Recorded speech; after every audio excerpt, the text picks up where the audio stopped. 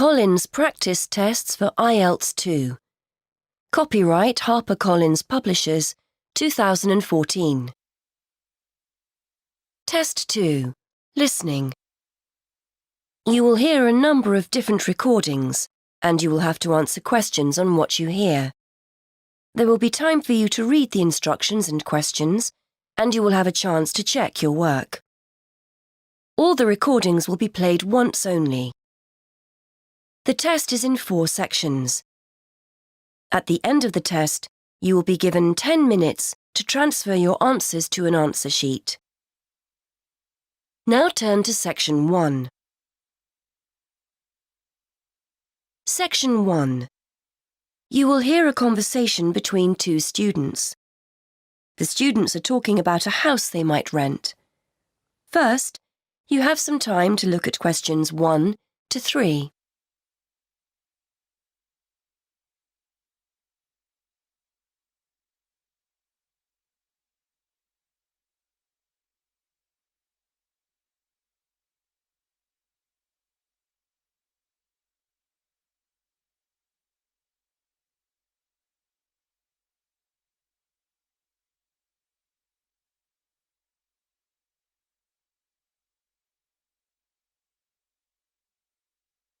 You will see that there is an example that has been done for you.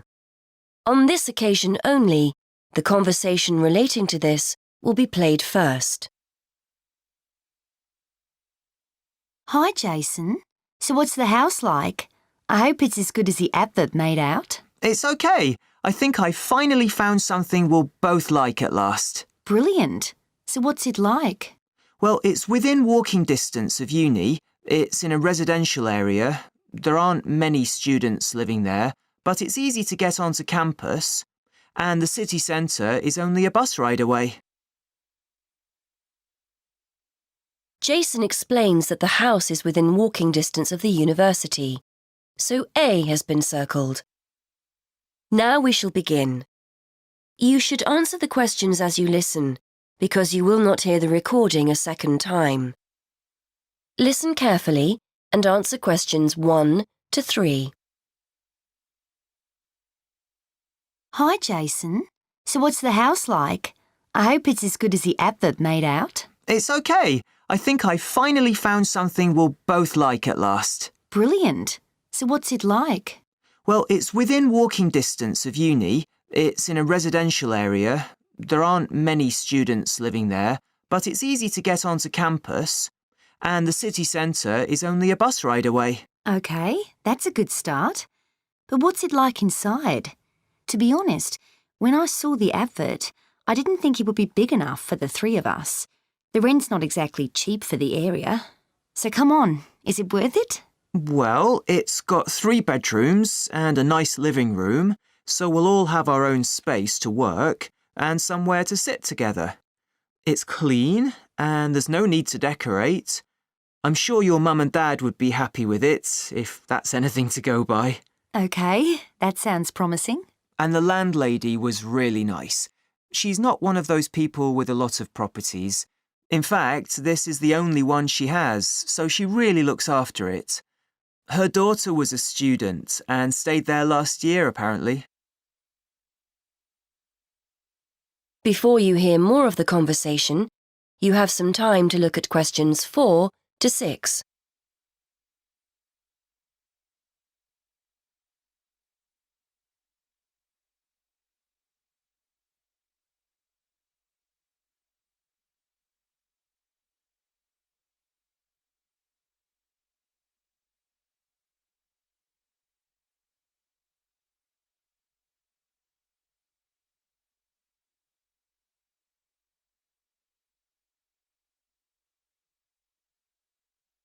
Now listen and answer questions 4 to 6.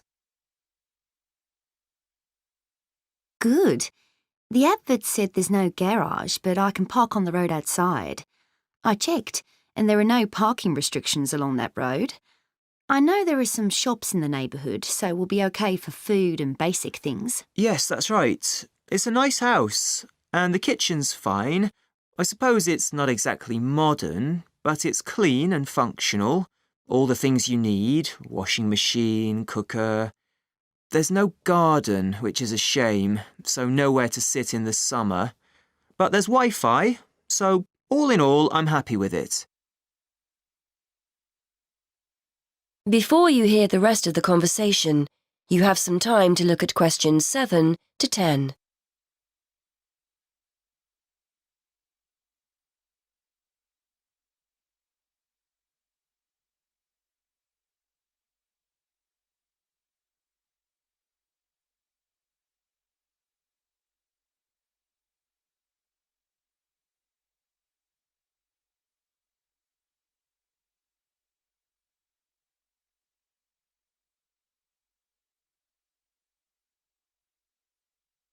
Now listen and answer questions 7 to 10.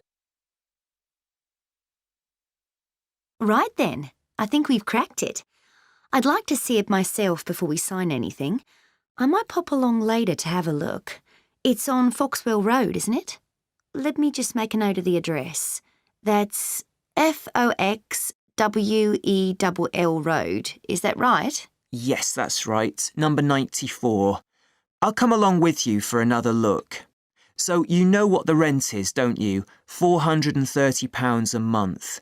I know that's £50 a month more than we were expecting to pay, but I think it's worth it. It sounds reasonable, especially if it's in a nice area. And we need to pay a deposit as well, don't we?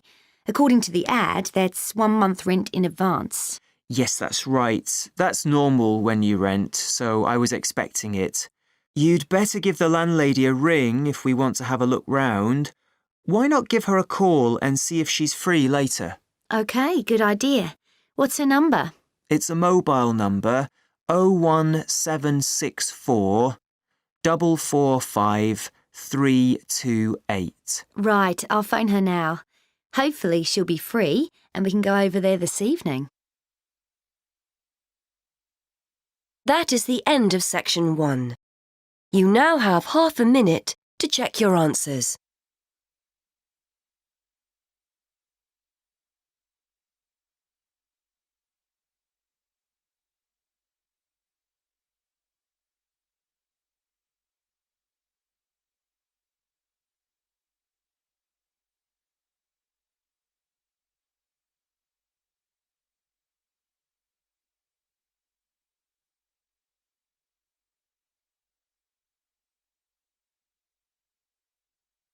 Now turn to section 2.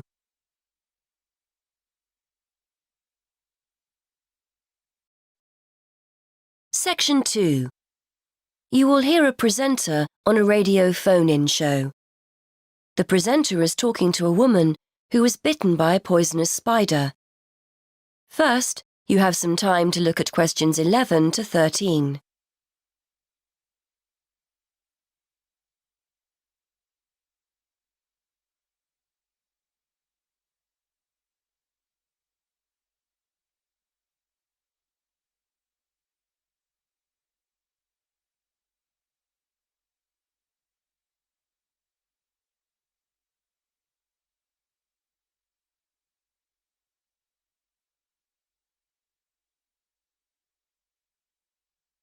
Now listen and answer questions 11 to 13.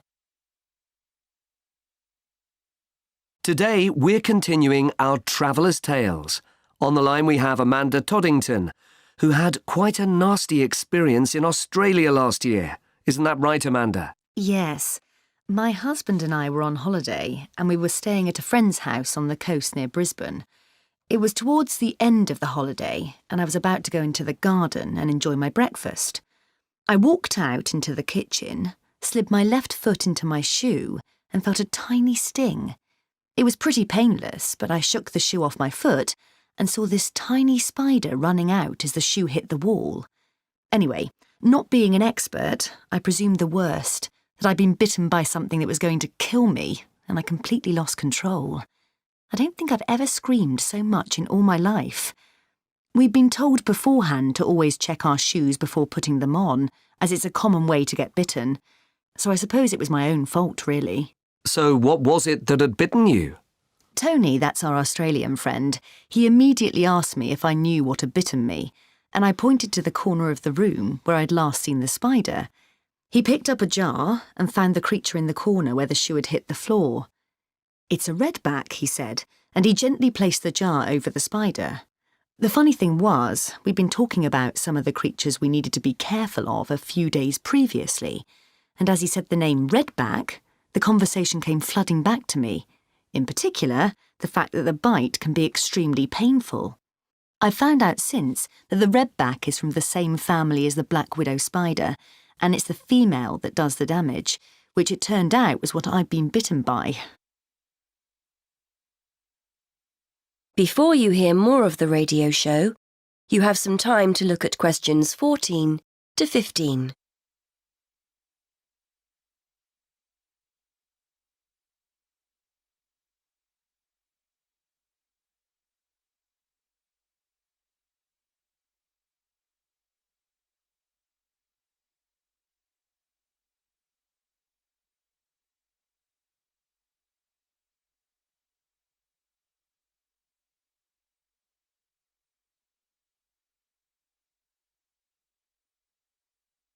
Now listen and answer questions 14 to 15.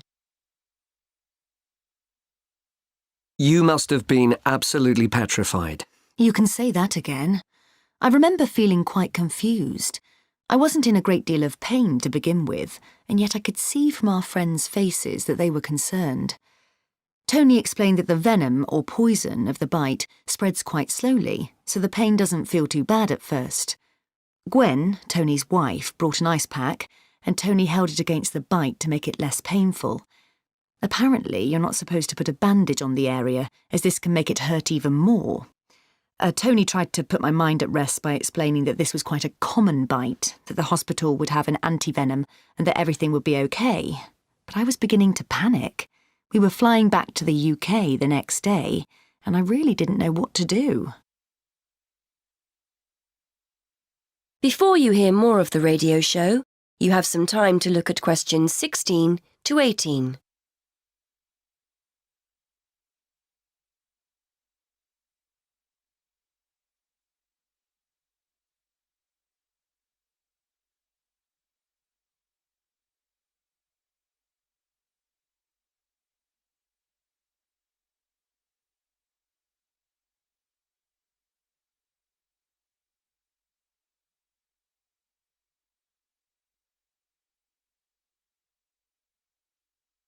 Now listen and answer questions 16 to 18. So what did you do? Well, Tony phoned the doctor, who told him to check my symptoms for the next hour or two. As time went on, the pain became very intense, from my foot right up to my knee. My husband was on the internet and was reading out the possible symptoms. I wasn't feeling sick, and I hadn't yet developed a fever, but I had a terrible headache, and my foot was beginning to swell up. At this point, Tony decided to take me to the local hospital to be on the safe side. I really didn't want to go, as I had visions of being kept in for days and all our plans being spoilt. But Tony and my husband insisted. When we got to the hospital, I was relieved to see how casual everyone was when Tony explained I'd been bitten by a redback spider. They told me to take a seat and got on with their work. Before you hear the rest of the radio show, you have some time to look at questions 19 to 20.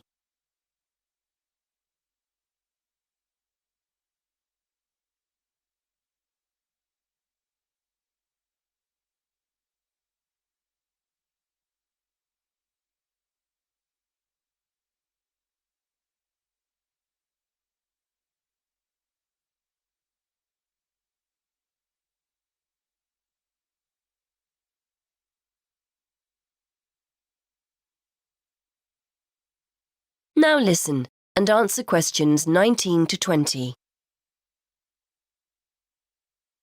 And did you receive any treatment? By the time I got to see a doctor, the pain was very intense indeed, and I was getting quite upset. The doctor decided to give me a dose of an antivenom, which he assured me would eventually deal with the problem.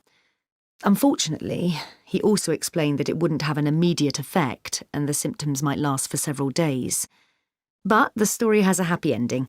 My husband managed to book us onto another plane 1 week later.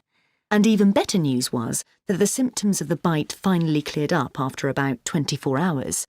Within a couple of days, I was back to normal again. So thanks to the spider, we managed to extend our holiday by a week. That is the end of section 2. You now have half a minute to check your answers.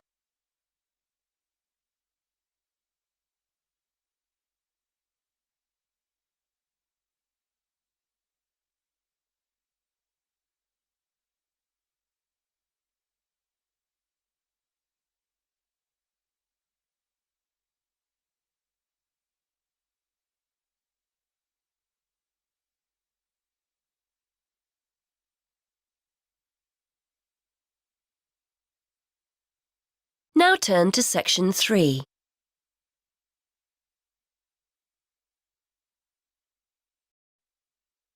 Section 3.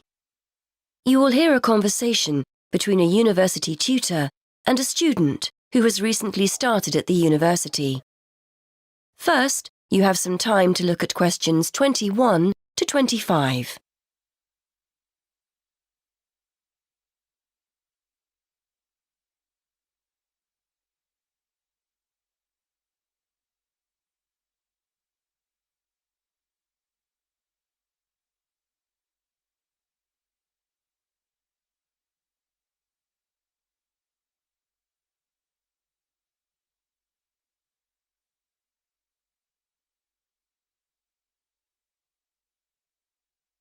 Now listen and answer questions 21 to 25. Anyway, as this is our first session, I'd just like to find out how you're settling in, how your Spanish course is going. Basically, anything you feel you need to talk about. I'm okay, I suppose. I'm settling into my studies, and I'm finding the course interesting. I've got a free day on Wednesday, which is good, and the lectures and tutorials on the other 4 days. Yeah, I'm getting into the swing of things. I'm just missing home a little, that's all. OK. Well, if it makes you feel any better, I reckon half the students I speak with are a little homesick. It's only natural. Is this the first time you've lived away from home? Yes, I was thinking just this morning that I've never spent so long away from my friends and family before. I've been back home on one occasion since I started in September, but it's so expensive to get down to London by train that I can't go very often. Well, don't be too hard on yourself, Kevin. It's quite a lot to deal with at first, isn't it? Moving to a new city, being responsible for everything for the first time ever, shopping, cooking, etc. Then making new friends, and then there's your studies, of course, and getting organised. Are you living on campus or in town? On campus, in halls of residence. It's not as cheap as renting a room in a house, but I thought it would be a good way of meeting new students. We're all in and out of the kitchen during the day, so it's not difficult to socialise. Like you say, I'm just a bit homesick. I'm sure that you'll find things get better over the next few weeks. Everything's new for you at the moment and a little overwhelming. But you'll get into a routine and start to feel more settled. What about Freshers' Week? Did you sign up for anything? Yes, I've joined a couple of groups. There's the Film Society, and a tutor recommended the Spanish Society, so I've signed up for that too. I've volunteered to help out on their International Food Day, making snacks, that kind of thing, and I'm looking forward to getting to know other members. You said earlier you were finding your studies okay, so that's good as well. The main thing to remember is to try to be as organised as possible. You have so much more freedom to make your own decisions here, so it's important to structure your time to factor in time for studies. If you're on top of your work, you'll feel much more able to enjoy your free time. Before you hear the rest of the conversation, you have some time to look at questions 26 to 30.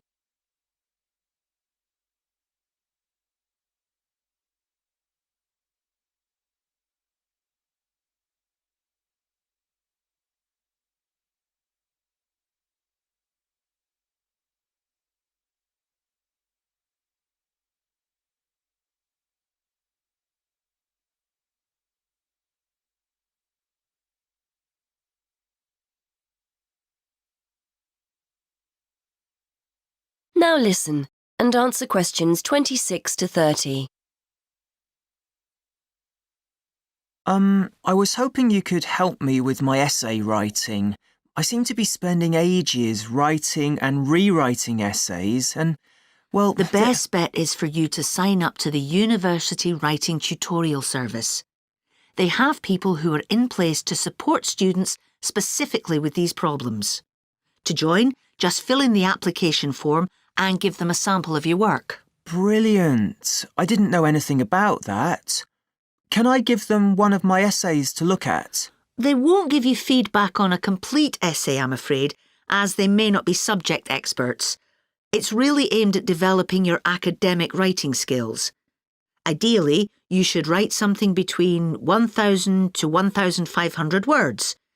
If you find their page on the university website, they've got a list of general topics you can try. So, do I just turn up, or do I need to make an appointment?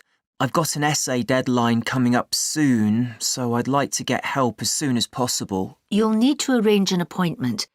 The first step is to sign up for the service. Download the application form and essay title from the web page. Don't forget to state when you're available for tutorials on the form. Email the essay and form to the team and they'll get back to you with an appointment time. It usually takes about 1 week from when they first receive your essay to arrange an appointment. You're usually given 1 tutorial a term, but they may offer you further sessions if they think you need them. OK, I'll do that. Thanks for your help. That is the end of section 3. You now have half a minute to check your answers.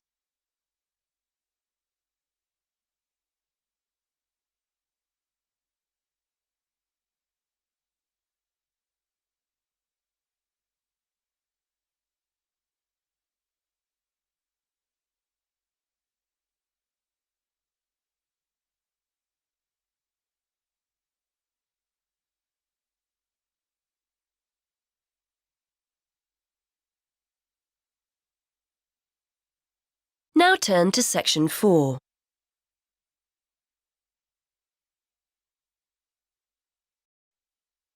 Section 4.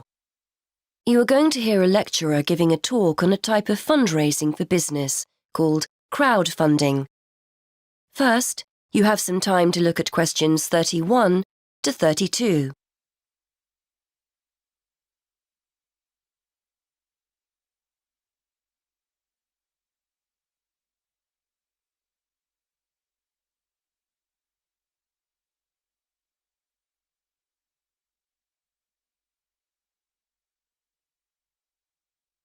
Now listen and answer questions 31 to 32.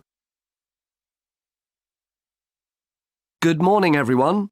Today, we're continuing our look at funding opportunities for small startup businesses. The emergence of social media has given companies the ability to connect with fans and potential customers directly. On the back of the growth in social media, a model of raising finance has emerged known as crowdfunding. This revolutionary way of raising finance began with micro-lending in the 90s. More recently, an equity-based model has emerged that allows people to invest directly in a new company. We're going to examine this in more detail later, but let's turn first to a third model, which I'll term a fan-based model. With this model of crowdfunding, individuals are encouraged to give an amount of money to support the launch of a project or initiative without the promise of any financial return. Instead, there's a reward for donating. This contrasts with the micro-lending model, which would require a return on investment, and the equity-based scheme, which may offer shares. Before you hear the rest of the talk, you have some time to look at questions 33 to 40.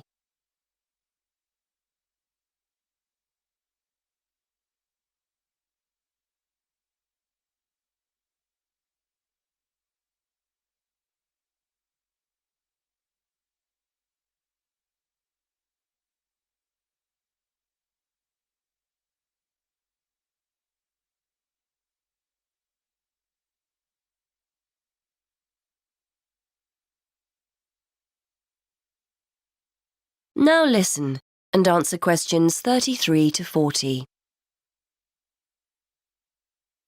Crowdfunding portals or websites allow the business concerned to present the initiative along with the financial target required.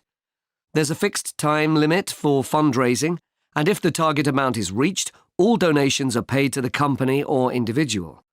Whether it's an author planning to write a new book, an independent film company looking to make a new film, or a technology company with an idea for an app, the person or company needing funding would turn to its fan base for support. This is managed through one of the many crowdfunding online portals that have emerged. Of course, a fan or supporter of a particular initiative is likely to give money anyway. But donation-based crowdfunding will often make donating even more attractive by offering a rewards-based incentive scheme. Let's take a film company, for example, that needs funding for a new film. For a small set donation, the donor might be offered a free ticket to the premiere or a DVD of the film. A larger set donation might be rewarded by the chance to attend a launch event when the film goes live. Those people who make bigger donations could even be offered the chance to meet the cast of the film, whilst the highest level donation could see the person's name mentioned in the film credits. For companies that already have a significant fan base, crowdfunding offers a fantastic opportunity to raise money quickly from a large number of people, each of whom donates just a small amount of money. Compare this to the time and effort that would be needed to sell your idea to investors or your bank manager, particularly in an age when raising finance can be difficult. The company may also have links with partner companies or organizations that run fundraising events. In this case, you can significantly increase participation by working with these organizations to promote your crowdfunding project. Another significant advantage is that you can reach out to your fan base for feedback on the project while it's being developed, thus making the final product more appealing. Crowdfunding enables you to raise awareness of the product at an early stage, thus increasing the potential for sales. With so many people behind you, it can also act as a great incentive to get the best possible product out on time and on budget. However, there are disadvantages to bear in mind. The model can be described as all or nothing.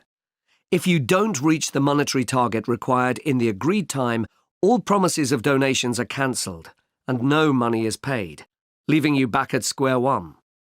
Should this happen, or still worse, you receive the funding but are unable to come up with the product, not only will your fans end up disappointed, but the portal will record the fact that you failed to reach your target, or that the initiative failed. Fulfilling all the pledges that you've made to people can also be very time-consuming. For example, remembering to send out copies of books or free cinema tickets can sometimes be forgotten in the excitement and frenzy of launching your product. People sometimes forget to factor in the cost of rewards when calculating profit margins. But these can be significant. And finally, if you have a small fan base, for example, you're a new company or have a small social media footprint, raising awareness of your initiative will be challenging. These drawbacks aside, donation-based crowdfunding is a wonderful opportunity for individuals or small startups to raise funds for that exciting new project whilst reaching out and connecting to the people who are most likely to support and promote your work for you. That is the end of section 4. You now have half a minute to check your answers.